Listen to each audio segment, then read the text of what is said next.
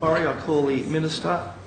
Thank you, Mr Assistant Speaker. I had plans this afternoon to stand before the House and speak about education in my electorate, particularly highlight the fact that last night we had our student leaders in my electorate. But Mr Speaker, if I can seek your indulgence, I have to now speak on behalf of the many people in my electorate who have felt insulted and offended by the front page of today's Daily Telegraph. I want to speak on behalf of people in my electorate who migrated to this great country and who I believe would be much better residents of my community than Luke Foley would ever be. I speak on behalf of Rahman and Raul Jethi, Mr Speaker.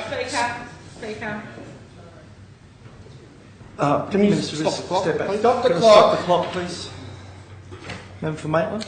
Mr Speaker, this is under 73. This should be done by substantive motion. If he's going to attack a member of this place, it shouldn't be done in a private member. To the point of order, as far as I see, points of order in private member statement. Apparently you can do it at any time you like, so that's a bit of information I've missed for 7 years. But anyway, what I would suggest is that that's not the standing order you're looking for. Have a look at the standing orders book, because he is following all the rules of proper. Mr Acting Speaker, I speak on behalf of Raul and Reena Jethi, who migrated from India, who run a fantastic business in my electorate. Reena has recently been elected to the council. I speak on behalf of Thomas Verghese, who migrated with his wife from India as well, with nothing but a bag. He's a fantastic constituent of mine. He has paid more tax than the Leader of the Opposition will ever dream to. I speak on behalf of Peter Gangemi, whose family came from Italy. Mr Acting Speaker, he has also been... Can I stop the clock, please, Mr Speaker? Stop the clock, please, Clark. Member for Maitland, what is the issue? It's under the standing order relating to that private members must be about the member's own constituent, not about the tax details of the Leader of the Opposition, who I'm sure does not live in your electorate. Confine yourself to your Mr Acting Speaker, I speak on behalf of Lynn and... Minister, please just 1 second.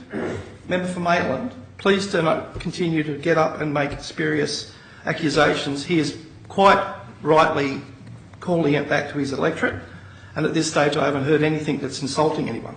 Mr Acting Speaker, I speak on behalf of Liz and Joseph Russo, who run a fantastic childcare centre in my electorate. Their family have come from Italy. I speak on behalf of Aaron Mola, a young law student in my electorate who came from Iran, whose family fled Iran and have made a magnificent contribution as small businessmen in my electorate, and of course Aaron is studying law. I speak on behalf of Helen Kalava, who runs a fantastic chemist in my electorate. She and her family migrated from Croatia with nothing and have suitably ensconced themselves in my electorate. Helen indeed was the Hills Woman of the Year a couple of years ago. I speak on behalf of Antella Tesoriero, who volunteers at St Angela's Public School. I speak on behalf of Frank and Claire Damasi, who employ a number of young people running post offices in my electorate. I speak on behalf of Rosella Garifano, the Vice President, the Vice Principal of the Oak Hill College, whose family also fled Italy, post-war Italy. I speak on behalf of Doug Zurich, who, Mr Acting Speaker, whose family also fled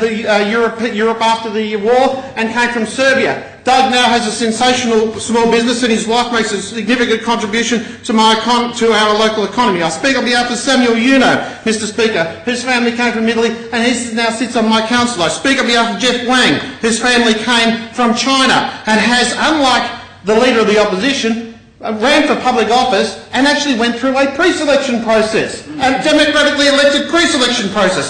I speak on behalf of Shubha Kumar from West Bennett Hills, who runs the India Club, assists young women coming from India to know their rights against domestic violence in this country. I speak on behalf of Mike Lee, Mr Acting Speaker, who is a veteran of the Australian Army whose family came from South Korea. I speak on behalf of King Lee, OAM, from West Bennett Hills, whose work saw him decorated not only by the New South Wales Police for the contribution he made in that capacity, but whose work with the Australian Chinese community is beyond reproach. I speak on behalf of Marcello Colosimo, whose family also came from Italy, who run the most successful hospitality venues in my electorate. I speak on Maria Kosovic, whose family came from Croatia. She's a senior banker in my electorate and has helped so many migrant families get their own home. I speak on behalf of Anthony Calabria, the principal of St Angela's School, whose family also came from war-torn Italy and is now risen to the senior ranks within the Catholic Education Office. I speak of Nadeem Ali, who came from the subcontinent,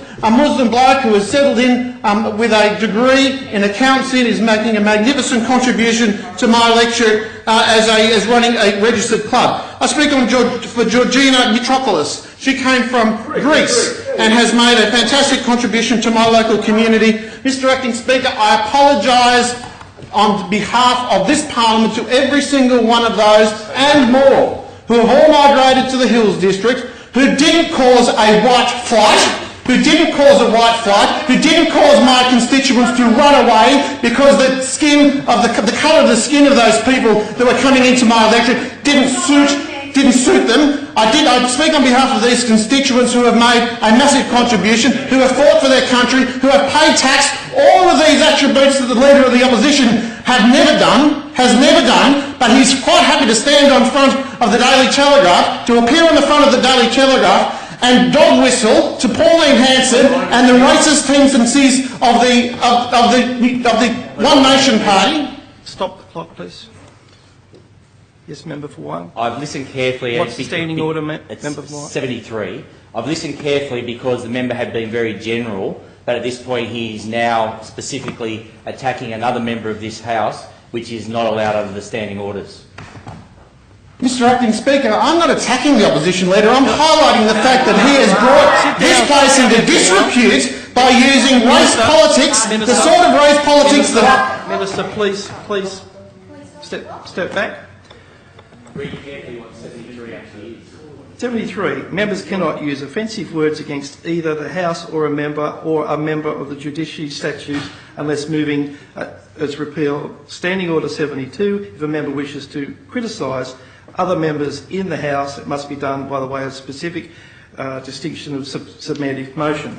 I also quote, members cannot take points of order claiming that the member's statement is inaccurate or misleading, as such as alleged offensive, do not necessarily constitute a breaches of the standing orders in abuse of the forms of the House. To spurious points of order, members may be placed on calls, such as points raised that means interrupting the debate. It is a matter of the Speaker's determinations, points of order, that there are provisions under the standing orders of dissent of the House, Standing Order 95. Yeah, take that. If it's only serious, it's not true. But it is true, isn't it? No. Okay, he was making inference. That's right. Well, I would To suggest... the point of order, Mr Acting Speaker. Just one moment. I'll stop wasting his time. To the point of order, I have not said anything that isn't in the public domain today. I have not misled the House. Minister, what are you doing? I was just further to the point of order. No, please take a seat. No, further to the point of order. Please take a seat, member for the entrance. You can't just wander up to the microphone and start putting a point of order when I'm speaking, member for the entrance. Well, I didn't give it to you. No, sit down. He's trying to help. All this is in the public domain as far as I believe. Oh, it's not in the public domain. You didn't read the Telegraph. I'll get you a copy. It's upstairs. So it's in the public domain. As far as what the Minister is talking about, he hasn't said anything outside of what is already in the public domain. Now, as far as laying aspersions on the Leader of the Opposition, he hasn't said anything at this stage that hasn't been already in the public domain. It's all been put in. Oh, come on now. Come on. Look, this is really important because we all might be affected by this. It's still, I said further to the point of order. Okay. What happened was I listened and I didn't interrupt because the member was in order.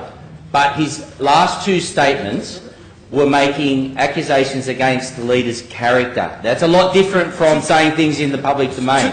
You can do what he did originally, but you cannot make aspersions against character. That's why Standing Order 73 is actually there, to protect all of us from that happening. Now, if you just take apart everything that's happened today, and you understand that if we keep tunnelling down to the absolute bottom and we allow this sort of thing happen, it could be you, it could be somebody else up here getting exactly the same thing. That's what the standing order's for.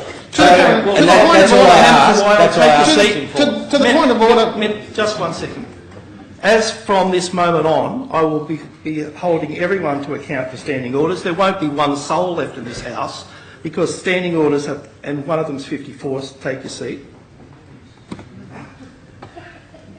This, Minister, please take your seat. The disrespect in this House, as the Speaker has said today, is absolutely, I'm gobsmacked. The disrespect for not only the Speaker, people wandering around, the standing orders for every single thing. It's in this book, which has been there for... I suggest everybody gets it and has a read. And as far as the spurious points of order that have been taken today and at the moment, I have not heard the Minister say anything that isn't in the public domain, either on radio, TV or wherever it is today.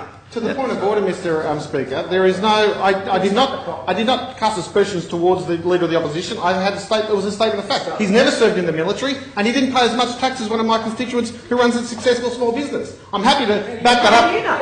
Well, I'm happy. Well, I can look at the opposition leader's record, and I can tell my constituents. Order! How is that attack? That's Order! This is exactly what I'm talking about. Member for Macquarie Fields, this is exactly what I'm talking about. But you're arguing with him across the chamber. You're arguing across the chamber. Don't put your hand up and look like you're Mr. Innocent.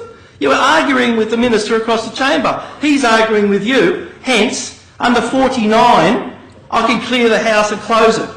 Now, is that what you want to do? Anyone with a private member statement? Is that what we want? Because I've had it up to here with this.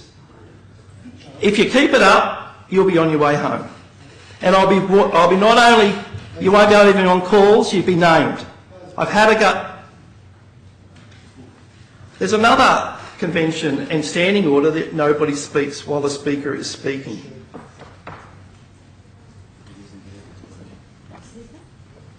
Member for Newmarsville, member for Shell Harbour.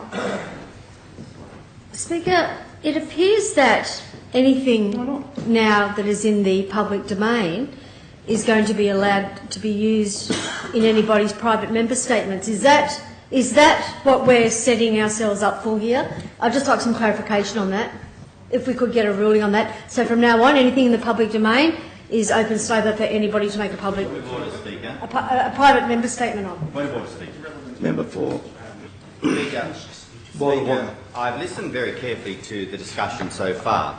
Private members' statements are to relate to issues that are raised by constituents, to which I understand and have listened the member has referred to. When those items have been referred to the member, he is relating it to the House. He's entitled, by my understanding, to do so under the guidelines. Speaker, I ask you to direct that the member's time be reinstated, that he be allowed to finish his statement, because, Speaker, we all have the opportunity to speak in this place. Members may not, from time to time, like what is being said, but the fact of the matter is, if it is raised by local constituents about their issues in their local area, if there is an offence or an issue to be raised by the member, they have the right to do so, and they should be listened to in silence. Thank you, member for Wagga Wagga. Please take your seat, member for Shell Harbour. I'm getting a headache.